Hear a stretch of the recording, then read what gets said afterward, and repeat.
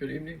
I'm Chase Van Daly, and as I'm sure you've all heard, all across the country, advocates are actively working to try and raise the minimum wage in multiple different states.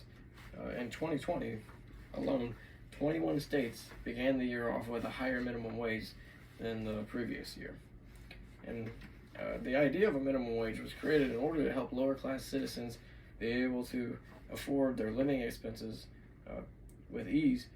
But it is well known that minimum wage is actually not a living wage, which is a term that advocates have come up with to use to justify raising the wage.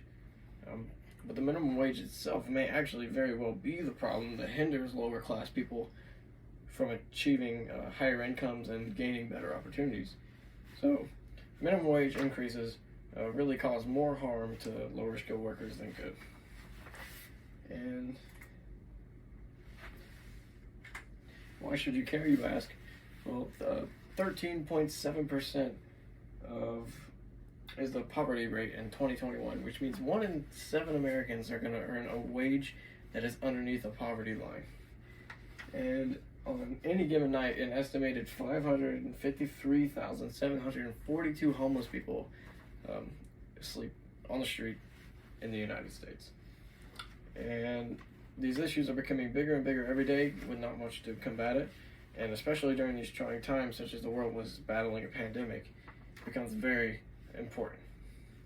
In May of 2021, the unemployment rate still remained at 5.8%, which is much higher than that observed in March of 2020, which stood at 3.5%.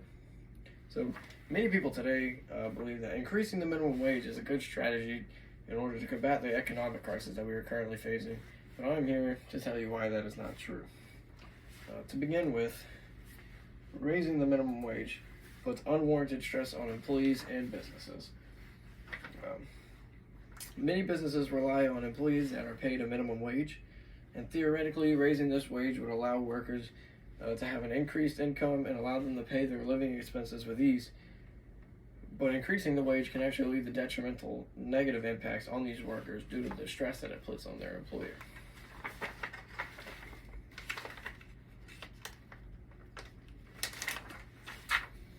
And when the minimum wage is increased, employers who have a significant amount of workers who are being paid minimum wage suddenly have a large increase in their labor costs, which without the increase in profits, which means that they're losing money. And this results in workers being laid off and having their hours cut, which particularly harms the people who really rely on these incomes the most.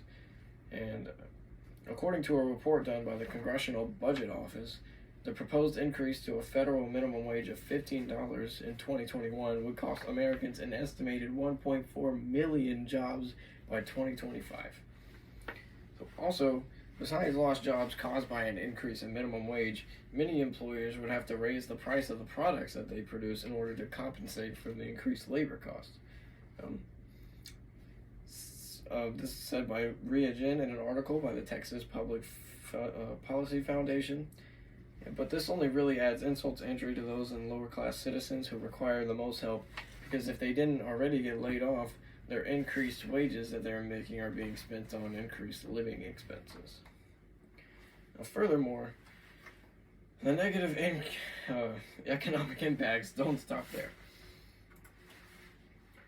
And raising the minimum wage not only affects struggling local businesses, but it also will have a large impact on the government's budget as well.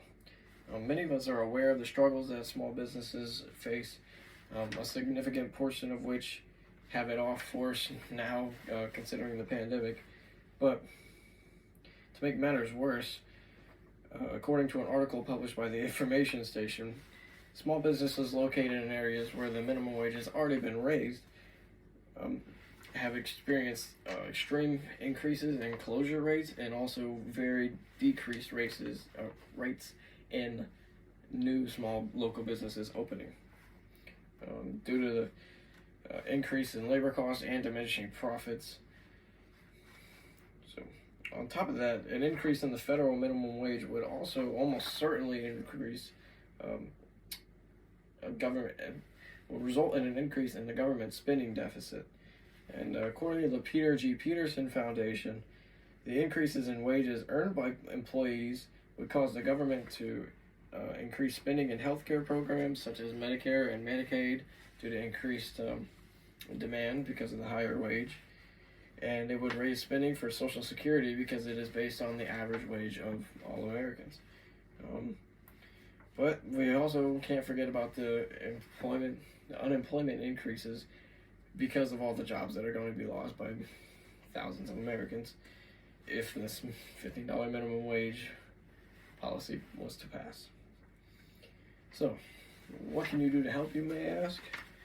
Well, the key step to contributing to political issues is to ensure that you exercise your right to vote in federal, state, and even local scenarios. Always do your research and vote for a politician who best represents your ideals and beliefs, and ensure to vote on passing bills and acts when the opportunity arises. So, in conclusion,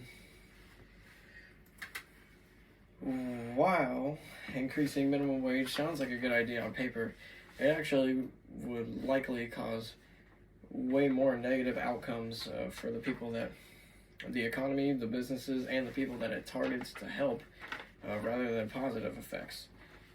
By increasing the minimum wage, owners of businesses will be forced to change pricing and cut laborers due to rising labor costs, causing the lowest paid workers to lose jobs and opportunities, and spending their increased wages on increased living costs. And many small businesses will be unable to stay afloat due to depreciating profits and rising labor costs, and government spending would increase significantly due to the rising wages. And the only way to ensure that 1 million jobs aren't lost, living costs don't rise along with the government spending, and that small businesses can thrive in your local neighborhoods is to do your part in government by